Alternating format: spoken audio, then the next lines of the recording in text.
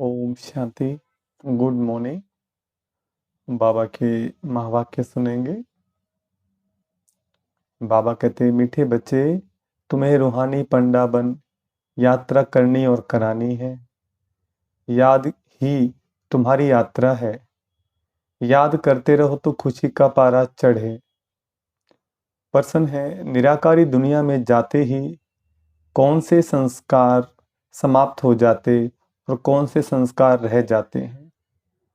उत्तर, वहां नॉलेज के संस्कार समाप्त हो जाते, प्रारब्ध के संस्कार रह जाते हैं। जिन संस्कारों के आधार पर तुम बच्चे सतयुग में प्रारब्ध भोगते हो, वहां फिर पढ़ाई का व पुरुषार्थ का संस्कार नहीं रहता है। प्रारब्ध मिल गई, फिर ज्ञान खत्म हो जाता है। गीत है, रात के राही थक मत जाना, सुबह की मंजिल दूर नहीं। ओम शांति।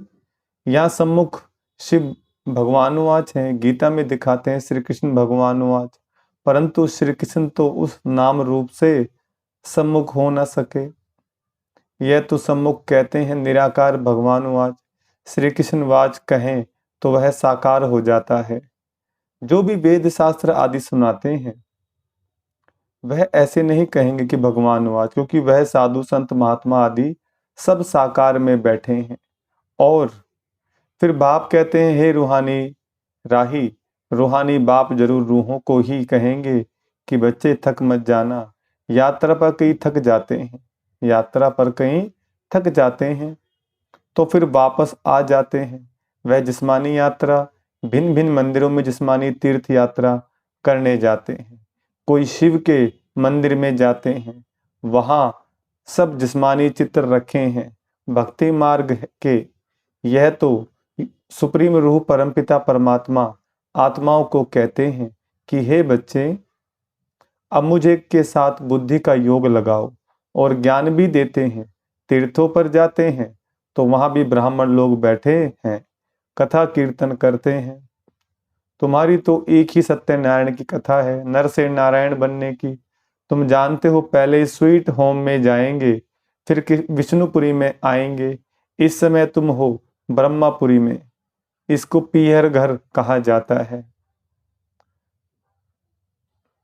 तुमको जेवर आदि कुछ नहीं है, क्योंकि तुम पीहर घर में हो। तुम जानते हो ससुर घर में हमको अपार सुख मिलने हैं। यहाँ कलयुगी ससुर घर में तो अपार दुख हैं। तुमको तो जाना है उस पार सुख धाम में, यहाँ से ट्रांसफर होना है। बाप सभी को नैनों पर बिठा कर ले जाते हैं, दिखाते हैं ना।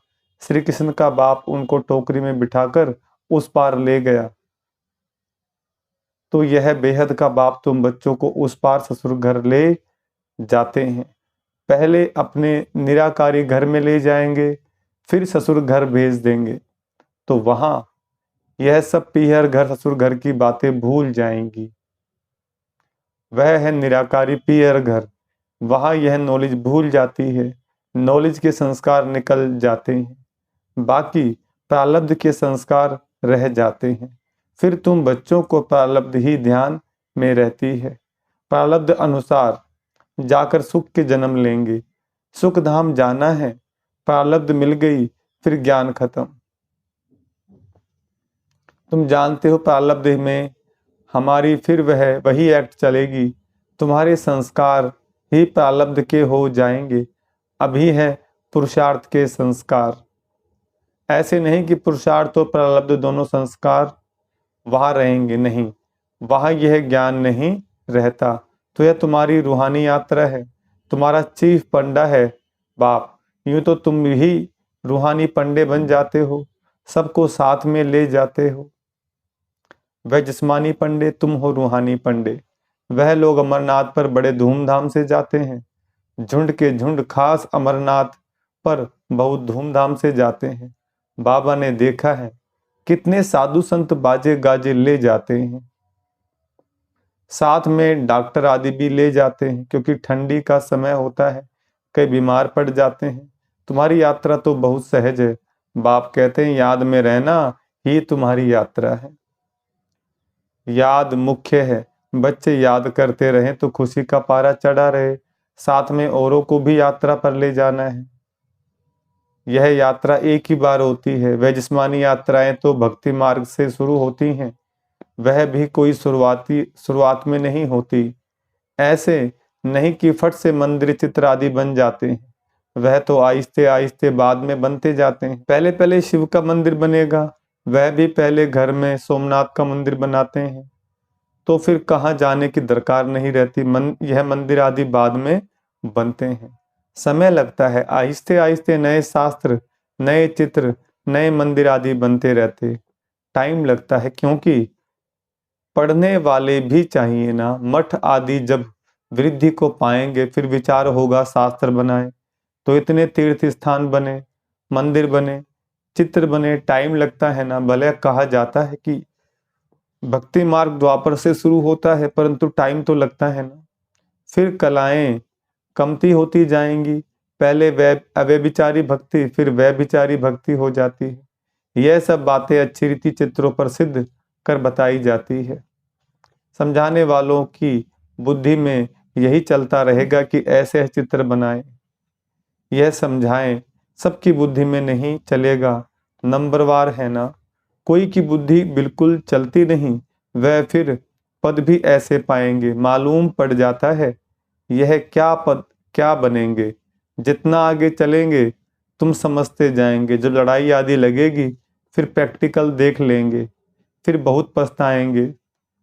उस समय पढ़ाई तो हो ना सके, लड़ाई के समय त्राही त्राही होती रहेगी, सुन नहीं सकेंगे, पता नहीं क्या हो जाएगा। पार्टीशन हुआ तो क्या हो गया, देखा ना। यह विनाश का समय बहुत कड़ा है। हाँ, बाकी साक्षात्कार आदि बहुत होंगे, जिससे जान जाएंगे कि यह कितना बड़ा है, कितना पढ़ा है। बहुत पछताएंगे भी और साक्षात्कार होंगे। देखो, तुमने पढ़ाई छोड़ दी, तब यह हाल हुआ है। धर्मराज साक्षात्कार कराने सिवाय सजाए कैसे देंगे। सब साक्षात्कार कराएंगे, फिर उस समय कर कुछ नहीं सकेंगे, कहेंगे हाय तकदीर। जिस प्रकार बच्चे स्कूल टाइम पर पढ़ते नहीं है ना, तो फिर बाद में जब एग्जाम होते हैं तो फिर वो रोते हैं, दुखी होते हैं, भयभीत चिंतित रहते हैं पेपर के टाइम पर। ऐसे ही परमात्मा कहते हैं, अगर तुम ये पढ़ाई नहीं पढ़ेंगे, आध्यात्मिक पढ़ाई नहीं पढ़ेंगे, तो फिर जब प्रैक्टिकल में तुम्हारे सामने पेपर आएंगे, समस्या परेशानी आएंगी, तो तुम भयभीत हो जाएंगे। तो जिस समय हमारी यज्ञ की स्थापना हुई इसकी, तो उस समय जब बेगरी का पाठ आया तो कई बच्चे छोड़ के चले गए और कहते हम कमा करके देंगे बाबा, ऐसे से करके तो चले गए और बाहर माया की रंग में रंग गए। तो फिर बाद में पछताते हैं वो। आज जो संस्था इतनी बड़ी हो गई है, ईश्वरीय परिवार इतना बड़ा हो गया है, तो कई लोग पछताते हैं कि काश हम बात मान लेते, काश हम भगवान की श्रीमत पर चलते रहते, तो आज हम भी बहुत अच्छे से जीवन को जी रहे होते। तो फिर कईयों की आत्मा अंदर से उनको कचोटती है। तो बाबा कहते हैं आने वाले समय में बहुत दिक्कत परेशानियां आएंगी, अगर श्रीमत पर नहीं चलेंगे तो बाद में बहुत पछताना पड़ेगा, खून के आंसू रोने पड़ेंगे, योग भी नहीं लगेगा। तो बाबा कहते हैं, कहेंगे तदबीर का समय तो गया।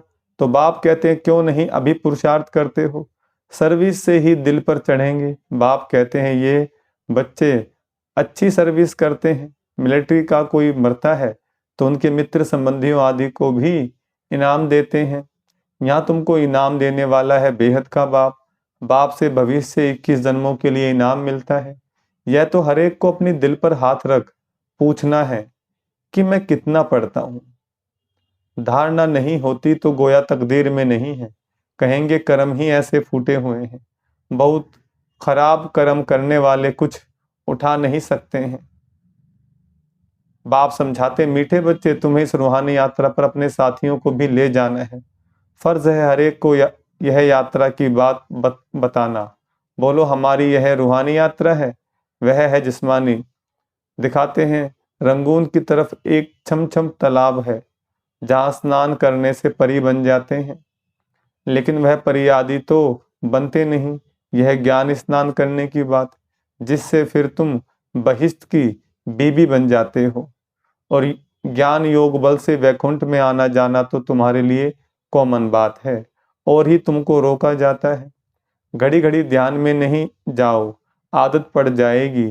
तो यह ज्ञान मान सरोवर है। परमपिता परमात्मा आकर इस मनुष्य तन द्वारा ज्ञान सुनाते हैं, इसलिए इनको मानसरोवर कहा जाता है। मानसरोवर अक्सर सागर से निकला है। ज्ञान सागर में ज्ञान स्नान करना तो बहुत अच्छा है। बहिष्ठ की बीवी को महारानी कहा जाता है। बाप कहेंगे तुम भी बहिष्ठ के मालिक बनो। बच्चों पर लव रहता है, हर एक पर रहम पड़ता है, साधुओं पर भी रहम आता है। यह तो गीता में लिखा हुआ है कि साधुओं का भी उद्धार करते हैं। उद्धार होता है ज्ञान योग से। तुम बच्चों में समझाने की बड़ी फुर्ती चाहिए। बोलो तुम और तो सब जानते हो, लेकिन छाछ जानते हो, बाकी मक्खन खिलाने वाले को तुम जानते ही नहीं हो। बाप कितना अच्छी रीति समझाते हैं, परंतु किसकी बुद्धि में भी बैठे ना। बाप को जानने से मनुष्य हीरे जैसा बनते हैं, ना जानने से मनुष्य कोड़ी मिसल बिल्कुल पतित हैं। बाप को जानने से ही पावन बनते हैं। पतित दुनिया में कोई पावन हो ना सके।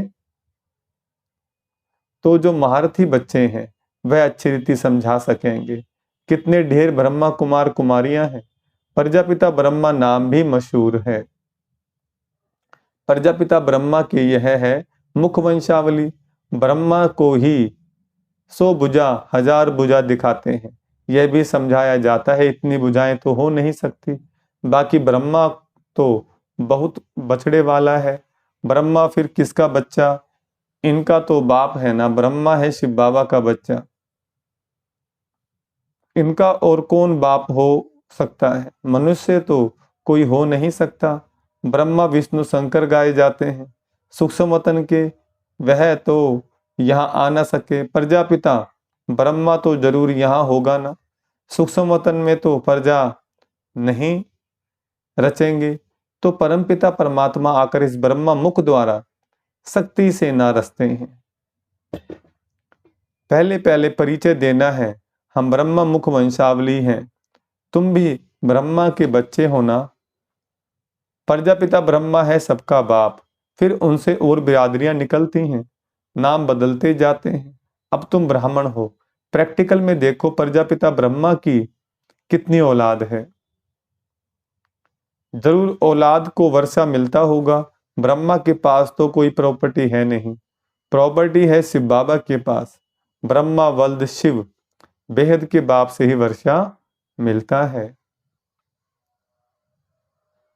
ब्रह्मा द्वारा शिव बाबा बैठ पढ़ाते हैं, हमको दादे का वर्षा मिलता है। बाबा समझाते तो बहुत हैं, परंतु योग नहीं, कायदे पर नहीं चलते तो बाप भी क्या करे। बाप कहते हैं इनकी तकदीर अगर बाबा से पूछे तो बाबा बता सकते हैं इस हालत में तुम्हारा क्या पद होगा। दिल भी गवाही देता है मैं कितनी सर्विस करता हूँ, श्रीमत पर कहाँ तक चलता हूँ। श्रीमत कहती है मन मना भव। सबको बाप और वर्षे का परिचय देते रहते हैं। ढिंडोरा भी पीटते रहते हैं, बाबा इशारा देते रहते हैं। तुम्हें गवर्नमेंट को भी समझाना है, जो वह भी समझे बरोबर। भारत की ताकत ही चली गई है। परमपिता परमात्मा सर्वशक्तिमान से योग ही नहीं है। इनसे तुम योग लगाते हो तो एकदम विश्व के मालिक बनते हो। माया पर भी तुम जीत पहनते हो। ग्रस्त व्यवहार में रहते माया पर जीत पानी है। हमारा मददगार बाप है। कितना समझाया जाता है, धारणा करनी चाहिए। बाबा ने समझाया है धन दिए धन ना खुटे। सर्विस करेंगे तब बाबा के दिल पर चढ़ सकेंगे, नहीं तो इम्पॉसिबल है। इसका मतलब यह नहीं कि बाबा प्यार नहीं करते। बाबा प्यार सर्विसेबल को करेंगे। मेहनत करनी चाहिए। सबको यात्रा लायक बनाते हैं। मन मना भव, यह रूहानी यात्रा। मुझे याद करो तो तुम मेरे पास पहुंच जाएंगे। शिवपुरी में आकर फिर विष्णुपुरी में चले जाएंगे। यह बातें सिर्फ तुम बच्चे जानते हो, कोई और मन मना भव का अर्थ समझते नहीं। पढ़ते तो बहुत हैं, बाप महामंत्र देते हैं, मुझे याद करो तो तुम विकर्मा जीत बन जाएंगे। अच्छा, मीठे मीठे सिकलदे बच्चों प्रति माता पिता बाप दादा का याद प्यार गुड मॉर्निंग। रूहानी बाप की रूहानी बच्चों को नमस्ते। हम रूहानी बच्चों की रूहानी बाप दादा को याद प्यार गुड मॉर्निंग और नमस्ते। धारणा के लिए मुख्य सार है, ज्ञान स्नान करना है, प्यार से सर्विस कर बाप के दिल तख्त पर बैठना है, पुरुषार्थ के समय में अलबेला नहीं बनना है। दूसरा, बाप की पलकों पर बैठ कलयुगी दुखधाम से सुखधाम चलना है, इसलिए अपना सब कुछ ट्रांसफर कर देना है। वरदान, जीवन में दिव्य गुणों के फूलों की फुलवाड़ी द्वारा खुशहाली का अनुभव करने वाले एवर हैप्पी भव। वरदान का विस्तार, सदा खुशहाल अर्थात भरपूर संपन्न। पहले कांटों के जंगल में जीवन थी, अभी फूलों की खुशहाली में आ गए। सदा जीवन में दिव्य गुणों के फूलों की फुलवाड़ी लगी हुई है, इसलिए जो भी आपके संपर्क में आएगा उसे दिव्य गुणों के फूलों की खुशबू आती रहेगी और खुशहाली देख करके खुश होंगे, शक्ति का अनुभव करेंगे। खुशहाली औरों को भी शक्तिशाली बनाती और खुशी में लाती है, इसीलिए आप कहते हो कि हम एवर हैप्पी हैं। स्लोगन, मास्टर सर्वशक्तिमान वह है जो माया के बुदबुदों से डरने के बजाय उनसे खेलने वाले हैं। अच्छा, ओम शांति।